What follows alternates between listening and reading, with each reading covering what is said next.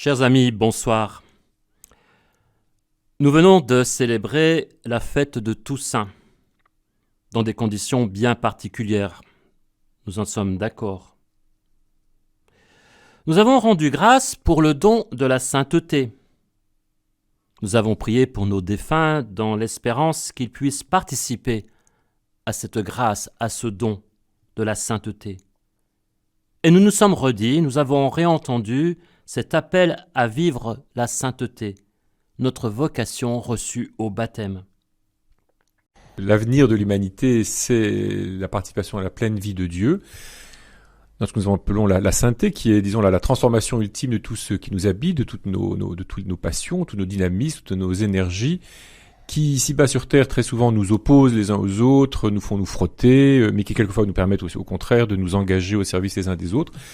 Bien, dans la vie éternelle, en Dieu, nous participerons à la communion du Père, du Fils et du Saint-Esprit, et nous serons un seul, non pas dans une uniformité glaçante ou pétrifiée, mais au contraire dans un échange de vie les uns avec les autres. Et c'est ce que nous préparons ici-bas.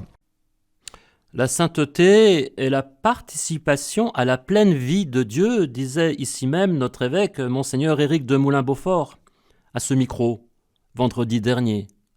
Il rentrait de Nice, vous le savez.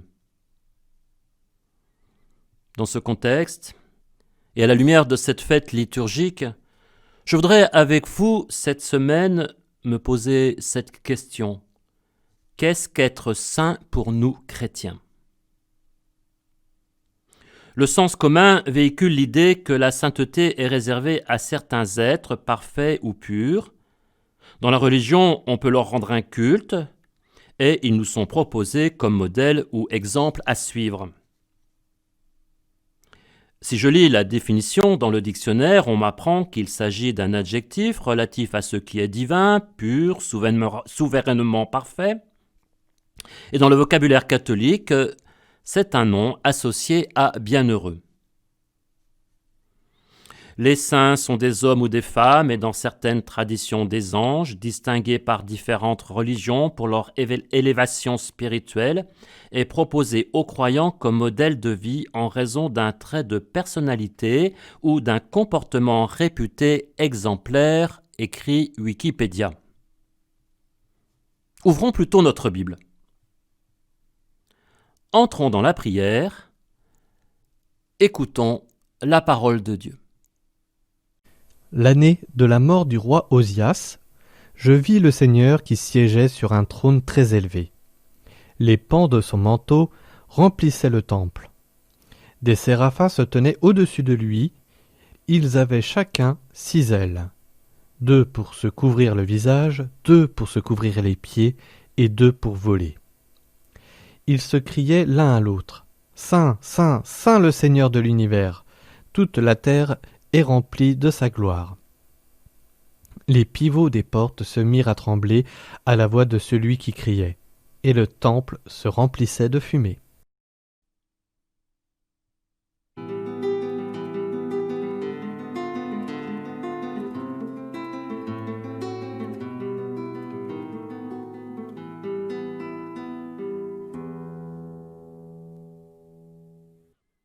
Nous venons d'entendre l'origine de notre Sanctus liturgique où, comme le dit la préface, nous rejoignons la grande liturgie céleste qui loue Dieu dans sa gloire.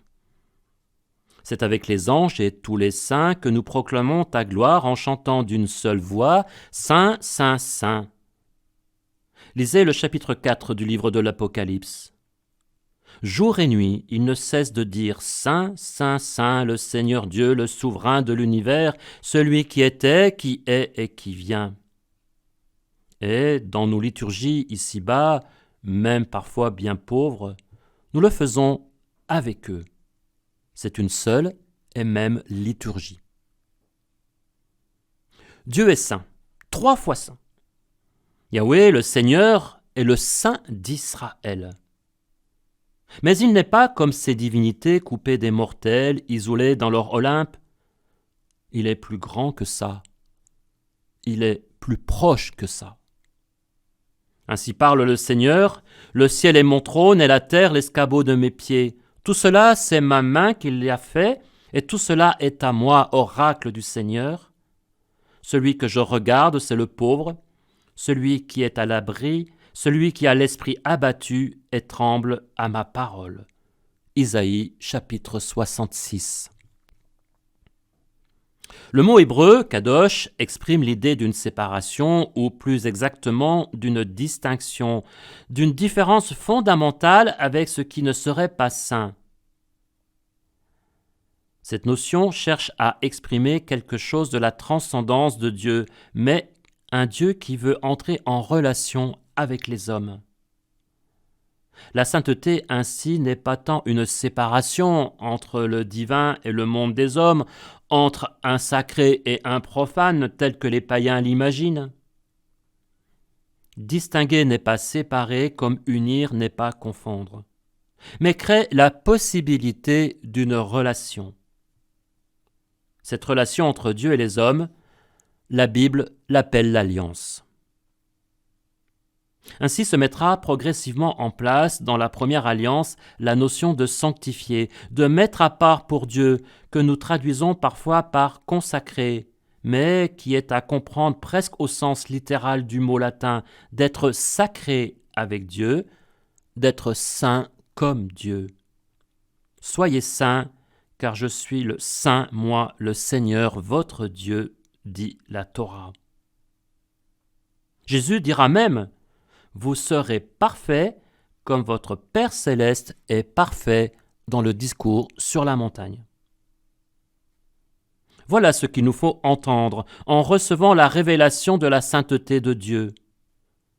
Il attend de son peuple d'être au milieu des nations le signe de sa sainteté. Lisons justement ce qu'il lui dit sur la montagne quand il donne sa loi, ces 10 paroles que nous appelons le décalogue, les 10 commandements. Le 3e mois qui suivit la sortie d'Égypte, le jour pour jour, les fils d'Israël arrivèrent dans le désert du Sinaï. C'est en partant de Rephidim qu'ils arrivèrent dans ce désert, et ils établirent leur camp juste en face de la montagne. Moïse monta vers Dieu. Le Seigneur l'appela du haut de la montagne.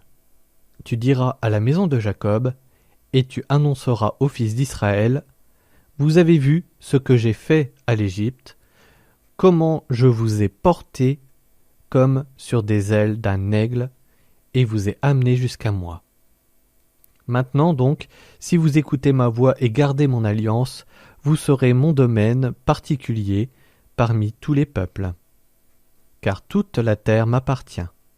Mais vous serez pour moi un royaume de prêtres, une nation sainte. Voilà ce que tu diras aux fils d'Israël.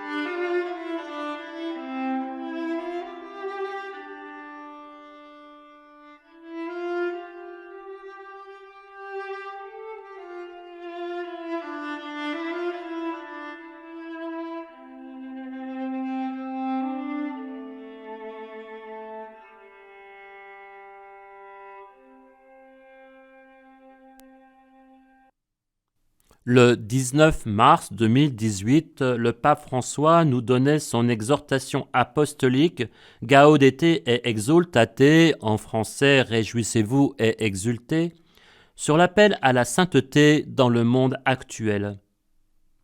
Ce très beau texte soutiendra notre méditation tout au long de cette semaine. Soyez dans la joie et l'allégresse, commence par dire le pape en citant Jésus qui dit à ceux qui sont persécutés ou humiliés à cause de lui. Le Seigneur demande tout, et ce qu'il offre est la vraie vie, le bonheur pour lequel nous avons été créés. Il veut que nous soyons saints et il n'attend pas de nous que nous nous contentions d'une existence médiocre, édulcorée, sans consistance. En réalité, dès les premières pages de la Bible, il y a sous diverses formes l'appel à la sainteté. Voici comment le Seigneur le proposait à Abraham. « Marche en ma présence et sois parfait. » Au 4e chapitre de l'exhortation, intitulé « Quelques caractéristiques de la sainteté dans le monde actuel », il traite de la joie et du sens de l'humour. Ce sont les numéros 122 et suivants. Écoutons. Ce qui a été dit jusqu'à présent n'implique pas un esprit inhibé, triste, aigri, mélancolique, ou un profil bas amorphe. Le saint est capable de vivre joyeux et même le sens de l'humour. Sans perdre le réalisme, il éclaire les autres avec un esprit positif et rempli d'espérance. Être chrétien est joie dans l'Esprit Saint, dit saint Paul aux Romains, parce que l'amour de la charité entraîne nécessairement la joie. Toujours celui qui aime se réjouit d'être uni à l'aimer. C'est pourquoi la joie est conséquente à la charité. Nous avons reçu la merveille de sa parole et nous l'embrassons, parmi bien des tribulations avec la joie de l'Esprit Saint. Si nous laissons le Seigneur nous sortir de notre carapace et nous changer la vie, alors nous pourrons réaliser ce que demandait saint Paul. Réjouissez-vous sans cesse dans le Seigneur. En ce temps de confinement et face à la pandémie mondiale de Covid-19, prions. Pour ceux qui meurent, parfois seuls, sans l'affection de leurs proches, pour leurs familles, nous te prions, Seigneur. Seigneur, prends pitié. Seigneur, prends pitié. Pour les médecins, le personnel hospitalier, durement sollicité, pour ceux qui les assistent, pour les aumôniers, nous te prions, Seigneur. Seigneur, prends pitié. Seigneur, prends pitié. Pour ceux qui subissent douloureusement les conséquences de cette épidémie au plan économique, mais aussi au plan moral, psychologique ou relationnel, nous te prions, Seigneur. Seigneur, prends pitié. Seigneur, prends pitié. Pour les couples qui devaient célébrer leur mariage et qui n'ont pas pu le faire, pour ceux qui vont recevoir la grâce du sacrement et qui le feront sans la présence de leur famille et sans partager leur joie avec eux dans la fête, pour ceux qui repoussent la date de leur mariage, afin qu'ils trouvent en toi la force de nourrir leur projet de vie, nous te prions, Seigneur. Seigneur, prends pitié. Seigneur, prends pitié.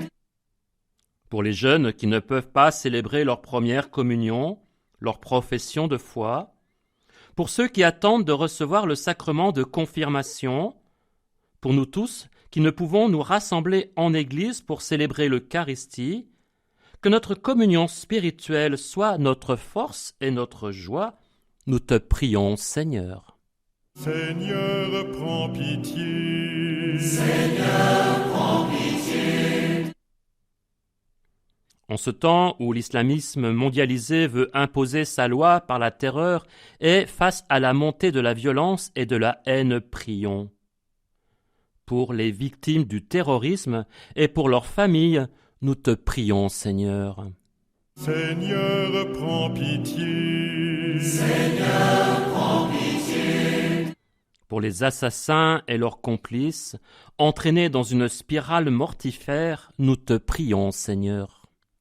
Seigneur, prends pitié. Seigneur, prends pitié. Pour ceux qui croient en Dieu, pour nous chrétiens, pour les juifs, nos aînés dans la foi au Dieu de l'Alliance, et pour les musulmans qui sont blessés dans leur foi face au mal commis au nom de Dieu, nous te prions, Seigneur.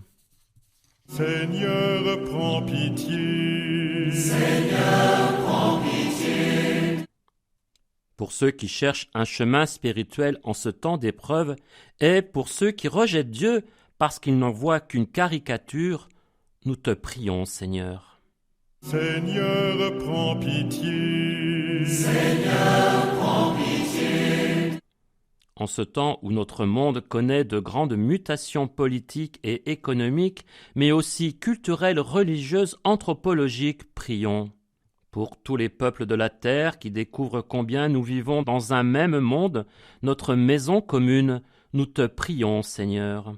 Seigneur, prends pitié. Seigneur, prends pitié. Pour les réfugiés et les apatrides, ceux que la guerre, la famine ou les catastrophes écologiques ont jetés sur les routes, pour nos pays vers lesquels ils se tournent, espérant y trouver réconfort et les conditions d'une vie nouvelle, nous te prions, Seigneur. Seigneur, prends pitié. Seigneur, prends pitié. Pour notre pays, pour que nous sachions vivre de nos valeurs de liberté, de générosité, de fraternité, nous te prions, Seigneur. Seigneur, prends pitié. Seigneur, prends pitié. Pour nous, chrétiens, catholiques de France, que nous sachions être des citoyens actifs, désireux de servir le bien commun, que, par diverses manières, nous restions attentifs les uns aux autres, que notre cœur soit toujours plus ferme et droit pour viser le bien et même le meilleur. Nous te prions, Seigneur. Seigneur, prends pitié. Seigneur, prends pitié. Père saint, Père dont nous admirons et adorons ta sainteté, Père qui nous donne de vivre de ta sainteté en ton Fils Jésus par le don de l'Esprit, que ton nom soit sanctifié. Que ta sainteté rayonne dans nos vies, dans le monde, là où tu nous fais vivre. Notre Père, qui es aux cieux, que ton nom soit sanctifié, que ton règne vienne, que ta volonté soit faite sur la terre comme au ciel.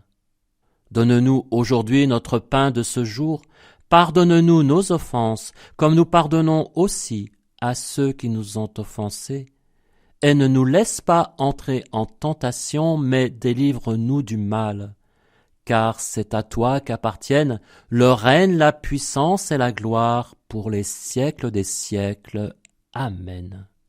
Prions. Dieu qui seul est saint, toi que nous admirons et adorons en célébrant la fête de tous les saints, nous implorons ta grâce.